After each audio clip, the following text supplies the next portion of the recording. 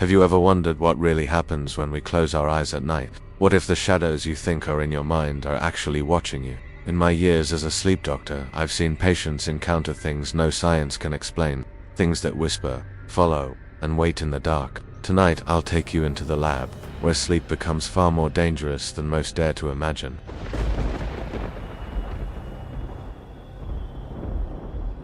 I've worked in sleep medicine long enough to know that the human brain is stranger than anything we can imagine. My nights are spent in rooms that look peaceful on the surface: dim lamps, clean sheets, walls painted soft beige, but behind those walls is the control room, lined with glowing monitors where every breath, twitch, and heartbeat is recorded in real time. People come to me looking for answers. They think I can measure their nightmares, chart their fears, make sense of the shadows that creep into their sleep. But there are nights when the data lies. Nights when science has no explanation. It always starts the same. The patient checks in around 8. My technologists attach electrodes to the scalp, sensors near the eyes, belts around the chest and abdomen, an oximeter on the finger. We test every lead, calibrate every signal. Then the patient lies down, unaware that every flicker of their brainwaves is being captured, every movement filmed. Most nights are routine apnea events, restless legs, an occasional case of REM behavior disorder. But sometimes, something happens that stays with you long after you go home. There was a man in his late 40s, healthy, polite, just tired. His wife said he would sit up in bed at night, eyes wide, whispering to people who weren't there. He'd shout sometimes, cry other times, then collapse back into sleep as if nothing happened. When I met him, he wasn't just fatigued, he was hollow. He told me he didn't fear death. He feared what came to him when the lights were out. That night in the lab, I expected nothing unusual. These cases rarely perform on cue. He fell asleep quickly. His IG showed clean transitions, light sleep into deep, then REM. His breathing was steady, oxygen normal. Around 2 in the morning, I was reviewing another patient's data when I noticed movement on his video feed.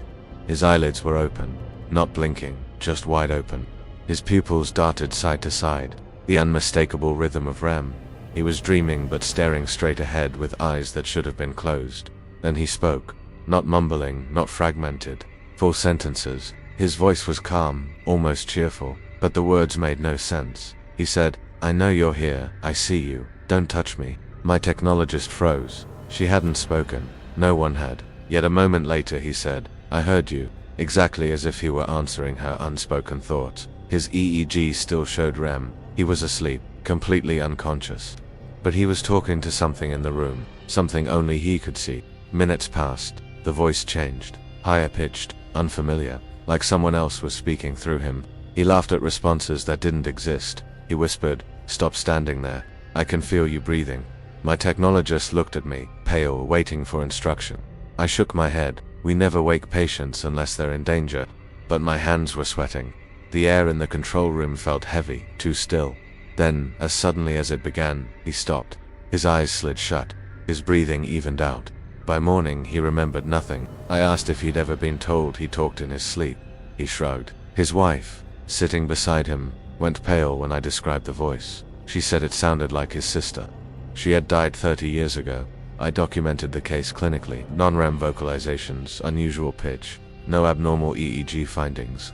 But that night, I couldn't shake the sound of his voice talking to something unseen. Couldn't shake the feeling that it was answering him back. Another patient, a man in his early 50s, came for suspected REM behavior disorder, routine study. The staff whispered in the control room about how peaceful he looked, no limb movements, no signs of disorder. Then, mid-dream, his eyes half opened. He repeated every word the staff had just whispered, verbatim. He wasn't awake. His EEG confirmed deep REM, but he was aware of us, of every word, as if something inside that dreaming brain was listening, pulling our voices straight through the walls. The strangest case of all was a man who came in for simple snoring. Nothing unusual in his intake. But around 3 in the morning, he bolted upright, eyes glassy, and stared directly into the monitoring camera. His lips moved slowly, deliberately, no sound at first. Then a whisper, so faint the microphones barely caught it. "They're back." Seconds later, his heart rate spiked. Oxygen dropped. We almost went in to wake him, but before we moved, his body went limp. The alarms leveled off. By morning, he was fine, tired, no memory of anything. A week later, before his follow-up appointment, I got a call. He had died in his sleep. No warning, no underlying condition. His wife told me his last words before collapsing in bed were the same. They re back. Science can explain a lot. Hypnopompic hallucinations, REM intrusion, microarousals. But there are moments that don't fit into a chart. Eyes opening wide in deep REM, voices speaking in tones they've never used awake, patients repeating words they shouldn't hear. And always that same feeling in the room, the sense that someone else is there. Not on the cameras, not in the data, just present. I've spent my career measuring sleep, making it safe. But some nights, I wonder if the real danger isn't apnea or arrhythmia. Maybe it's what waits for us when consciousness shuts down. Maybe the patients were right to be afraid. And maybe, when the monitors flicker and the room feels colder than it should, we're not just watching them. Something else might be watching all of us.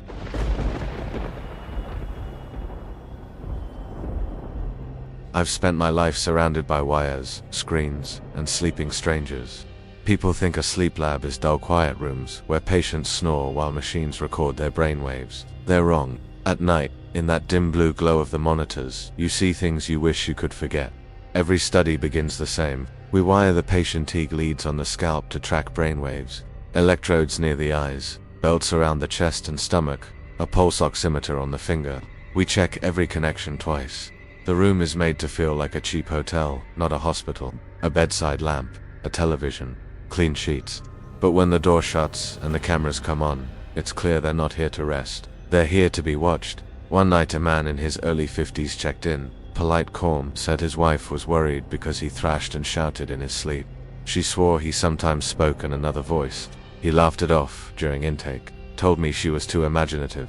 I smiled, but I've learned to listen to spouses. They see things patients don't. He fell asleep quickly. The first few hours were normal light sleep, deep sleep, smooth transition into REM. Then, around 1:30 a.m., the room went cold, not a temperature drop, a feeling. My technologist muttered that the air felt wrong, like the walls were leaning closer. We brushed it off. Fatigue plays tricks on the sensors. On the monitors, his brain showed stable REM, eyes darting under closed lids, muscles slack, no movement.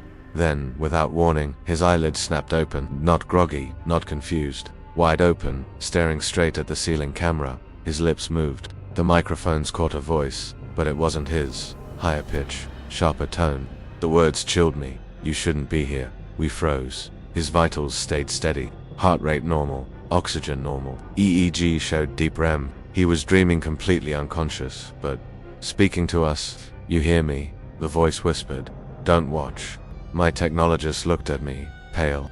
We never wake patients unless they're in danger, but I wanted to open that door and rip off every wire before I could move. He smiled. Not his smile. Something thin, strained, like a mask. Then he said, "She's behind you." We spun around. The control room was empty. Of course, just us, the screens, and that icy hum of machines. When we looked back, his eyes were closed again, breathing steady, as if nothing had happened. By morning he remembered nothing. I asked if he ever spoke in his sleep. He shrugged. His wife, sitting beside him, went rigid when I described the voice. She said it sounded exactly like his late mother. She'd been dead 20 years.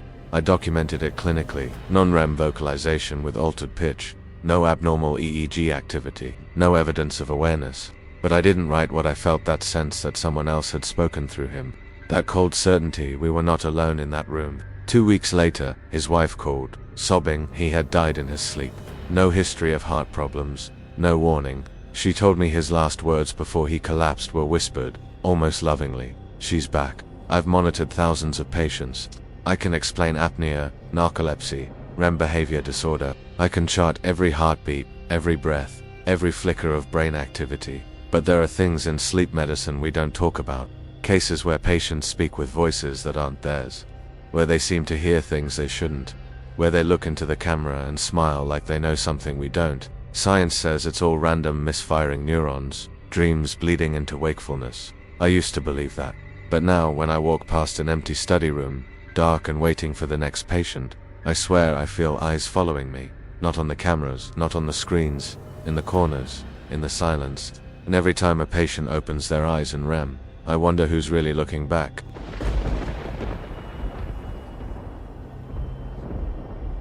I've spent years inside sleep labs, listening to the soft hum of machines while strangers dream behind closed doors. People think it's a boring job. It isn't. When you spend night after night staring at monitors that track every heartbeat and brainwave, you start to see things, and sometimes, those things see you too. The lab is calm by design. Patients arrive nervous, but relieved. The rooms look like hotel suites lamps, clean sheets, muted walls, but every surface hides wires. We paste electrodes across the scalp, near the eyes, on the chin, belts around the chest and stomach to measure breathing, a clip on the finger to track oxygen. Then the door closes, and we watch. Hours of silence, broken only by the soft clicking of keys as technologists log data. One night, a man in his late 40s checked in for a routine study. He complained of exhaustion. His wife said he'd been waking terrified, swearing someone was in the room. His voice shook when he told me, "I'm not afraid to die, I'm afraid to sleep." He drifted off quickly, unusual for a first night. The early hours were quiet, steady breathing, clean EEG, smooth cycles. Then, at 2:14 a.m., the monitors flickered. Not the data, the video feed. Just for a moment, the picture of his room glitched, like static crawling across an old television screen. We checked connections, all fine. A minute later, his eyes opened, wide, staring straight at the camera. He didn't move otherwise. No twitch, no blink. His brainwaves screamed REM sleep. He was deep in a dream, but he whispered something, soft at first. We turned up the volume. "They're here." His pulse stayed steady, oxygen normal, but then his lips curved into a faint smile. "I told you not to watch." We froze. He shouldn't have been aware of anything. The microphones picked up another sound, faint, behind his voice, like breathing that wasn't his. My technologist swore she heard footsteps on the feed, but the video showed only him, lying perfectly still. And then, for no reason, every sensor spiked. Heart rate doubled, chest belts showed rapid breathing, oxygen plunged. I reached for the intercom to wake him, but before I spoke, his body went limp. Everything normalized in an instant, as if nothing happened. When morning came, he remembered nothing. I told him about the episode in careful, clinical terms. He laughed, though it sounded hollow. His wife didn't laugh. She looked at me and said, "That's exactly what he says at home. They're here." A week later, before his follow-up appointment, I got a call. He'd been found dead in bed. No warning, no cause. His wife told me his last words before collapsing were the same ones. I heard through my headphones that night, "I told you not to watch." I've run thousands of sleep studies. I can explain apnea, narcolepsy, parasomnias. I can map every electrical pulse of the brain, but I can't explain why patients speak in voices that aren't theirs, why they stare into cameras without waking, or why the air in those rooms feels colder just before something happens. The charts say sleep is safe, necessary, predictable, but when I'm alone in the control room, watching a patient's eyes snap open in REM, I wonder if we're measuring dreams, or something dreaming back.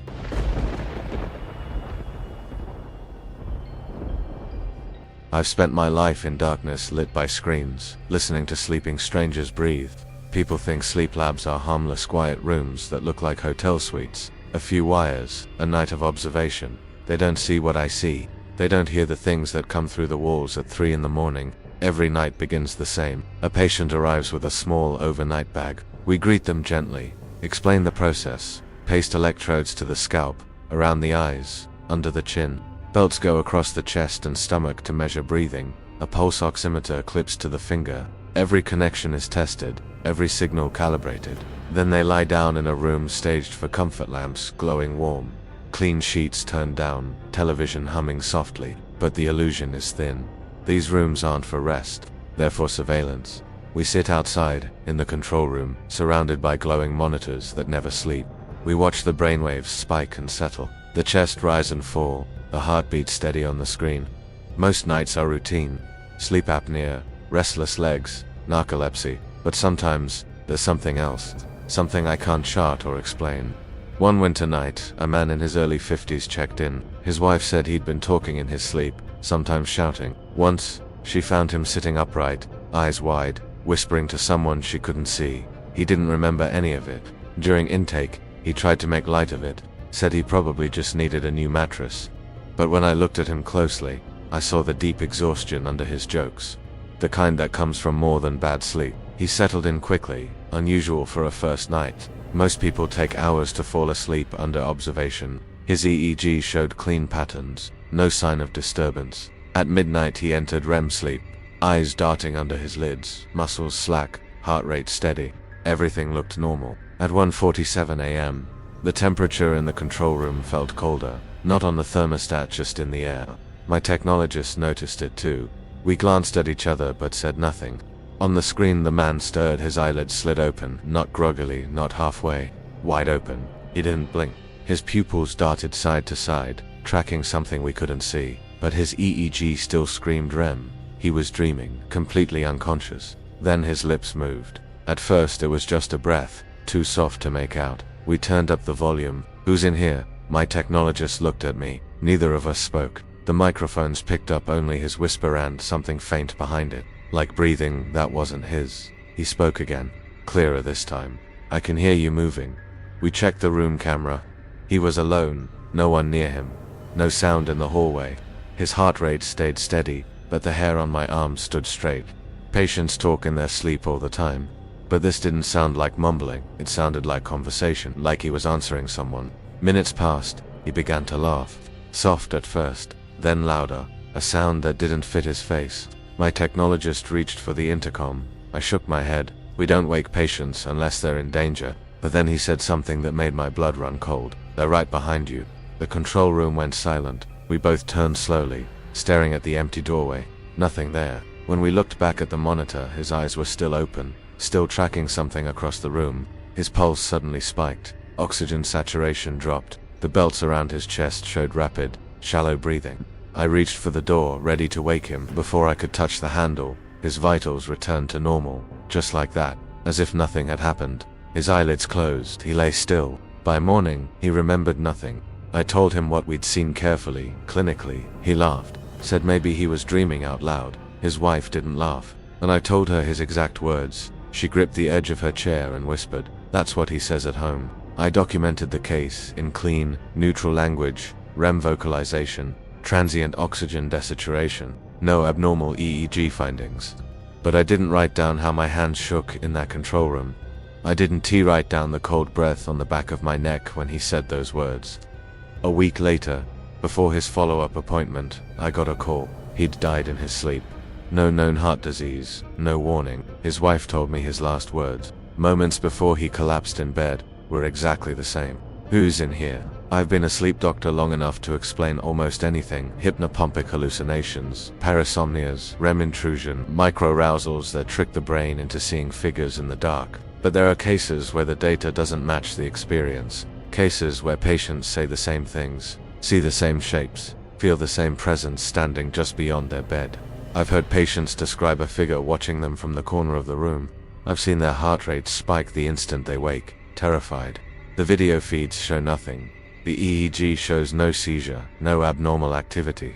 The room is empty, and yet, night after night, they swear they're not alone. I've watched patients speak in voices that aren't their own. I've watched eyes snap open in REM sleep, staring straight at the cameras like they know we're watching. I've heard them whisper to people who aren't there and, sometimes whisper back to us. Science says sleep is safe, that dreams are just the brain firing in patterns we don't fully understand. But I've sat in rooms so quiet you could hear the wires hum. I've watched people slip into dreams that feel more real than waking life. And I've felt that cold weight in the air, the one you can't measure or explain. Most nights I tell myself it's nothing, just misfiring neurons, just coincidence. But sometimes, when the hallways are dark and every room is empty, I swear I hear footsteps, soft, slow, stopping just outside the door. I've spent my life studying sleep. I can tell you what stage you're in by the shape of your brainwaves. I can chart your breathing, your heartbeat, the depth of your dreams. But there are things in those dreams I can't measure, things the senses can't record. And every time I see a patient's eyes open wide in REM, unblinking, staring at something only they can see, I wonder if sleep isn't just a place our minds visit. I wonder if it's a door, and I wonder who or what waits on the other side.